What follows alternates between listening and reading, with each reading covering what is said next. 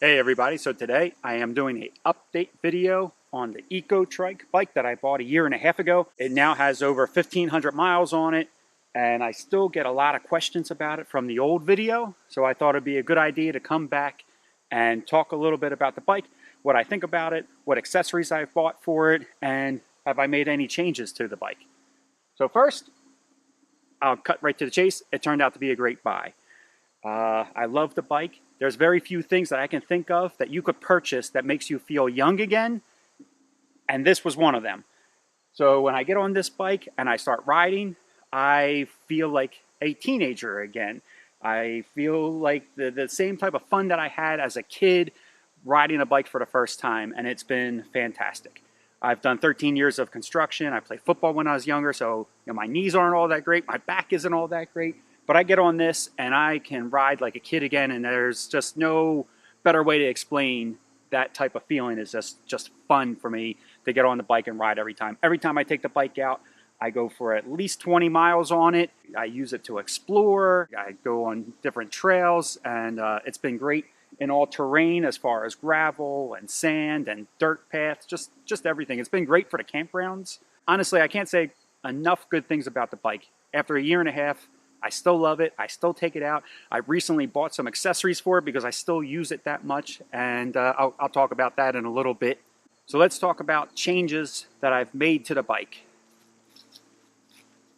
One was the seat. Not that there was anything wrong with the seat that it came with. That seat actually was pretty good. I had no complaints as far as comfort, but I found a seat that kind of matched the bike better, and it was blue. Sabrina liked this bike so much that she bought one for herself as well. And it's just an easy way for us to tell the difference between the two. So my seat's blue, she bought a seat that's green. So that was one change I made. The second change was to the pedals. So this originally came with folding plastic pedals, and they were a little small, and I broke one of them. So I replaced both pedals with metal ones, and again, after Sabrina tried my pedals, she replaced her plastic ones with these metal ones as well. The downside to that is these pedals do not fold. So if you're really concerned about the width of the bike when you fold it up and you need that extra space, these pedals might not be for you. You might want to just stick with the plastic ones.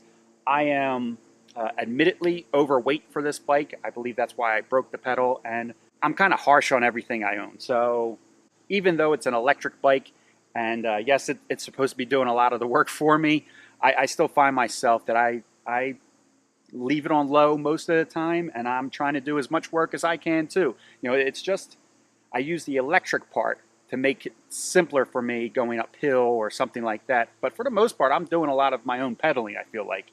And I think maybe I was just a little too heavy for it at the time. I'm still overweight from it. When I first bought the bike, I was 235. I'm now 225. So I'm still 5 pounds overweight for the bike. But other than the pedal braking, the bike has been flawless. That is the only thing that has ever happened to this bike that I needed to replace or fix was the pedal. So I think that's pretty good. Over 1,500 miles. The frame is still as strong as ever. I have no issues with the frame. It still folds and operates the way it should. It shifts everything. It's honestly been a great buy. So some of the accessories I've purchased for it, I bought a rear rack from the company, Ecotric, and I bought the saddlebag from them. Like I said earlier, when I take the bike out, I notice that I'm on the bike for many miles, about 20 miles every time I take it out. And by having the rear rack and that bag, I'm able to pack a lunch with me. I was able to pack the camera in this scenario and the tripod on the back of the rack. I can bring snacks with me. It holds my phone and my wallet, keys. It's been nice to have. Before that, I was using a backpack, and in the cooler temperatures, that's not bad. But in the summer, in the hot, in the humidity, having a backpack, it just wasn't all that comfortable. I found that having the rack and this bag have been a great combination to remove the need for the backpack. Another thing that I bought was a light that mounts onto the handlebars. It kind of has a double function, and it's a flashlight as well. The light has a couple... that leaf tried to take me out. The flashlight has a couple functions. It does a slow flash, fast flash, and it has like 4 settings of low, medium, another medium, and high. So another accessory was a water bottle holder. It goes on pretty easy. It's just Velcroed on, and it stays in place no matter how far I go.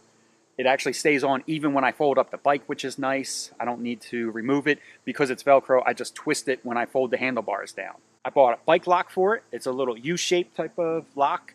It attaches to the bike nice and easy. You know, if I need to make a pit stop and use the restroom, I can take the bike lock and just lock up the wheel, run into a bathroom real quick, come back out. And finally, the last accessory I bought for this was a first aid kit.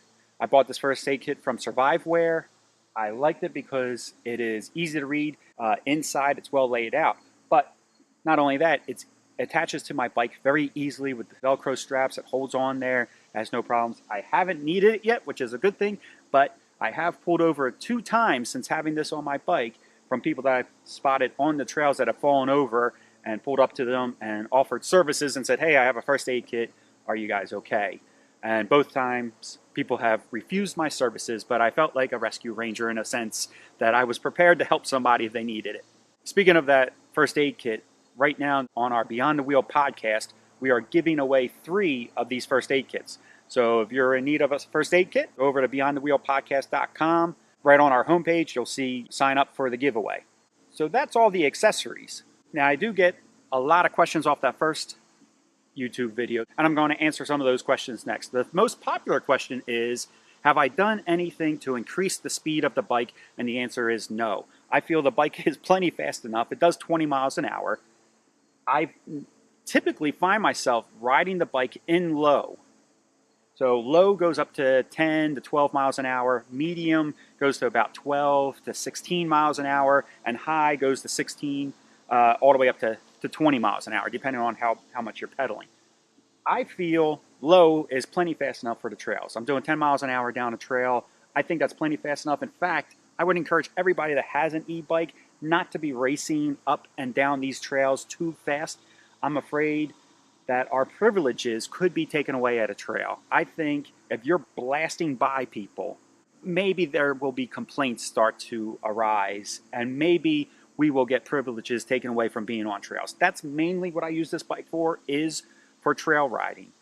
And when I say trail riding, you know, gravel, dirt, and paved. I'm not doing extreme off-roading type of things. Sometimes I have it on the street if I'm going to a store to pick something up, and then I'm using it on high because I'm trying to keep up with traffic and stuff like that. But if I'm on a sidewalk or a trail or anything like that, low usually, every once in a while medium, maybe just to pass somebody, but I'm not like trying to blow their doors off and scare them or anything like that. I'm just using it to get around them, and then I put it back in low again. The other big question I get for this bike is, how far can I go on a charge?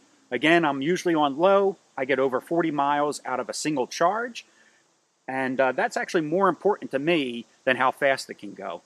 So if I put it in high, I'm going through that charge much quicker, and my range depreciates much faster. I would say I probably only do 20 miles per ride or per charge when on high.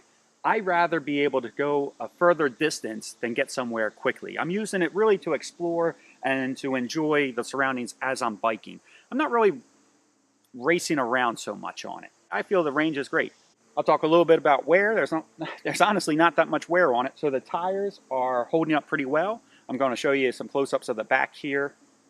You can see the back is wearing out faster than the front. I would imagine that's just because of my weight being further back, and it's your propelling tire, so it's going to wear a little faster. But even with the extra wear, I think, you know, for over 1,500 miles, the tires are even holding up very well. I would imagine I'm closer to 2,000. I stopped keeping count. Once I hit 1,500 miles, I honestly stopped keeping track of how many miles I was putting on the bike because I figured it didn't matter anymore. So honestly, other than the tires wearing out, nothing else is wearing. I still have the same chain. I haven't worn out the brakes yet. They're just as good as they were the day I bought it. So honestly, I think that's everything about the bike. Like I said, it turned out to be a great purchase. I love the bike. I love the feeling I have when I'm riding the bike. I love being able to get around and explore with it, and it's held up very well. So if you liked the video, give it a thumbs up. If you disliked the video, give it a thumbs down. If you have any questions for me about the bike, please feel free to ask them in the comment section, and I'll do my best to answer them.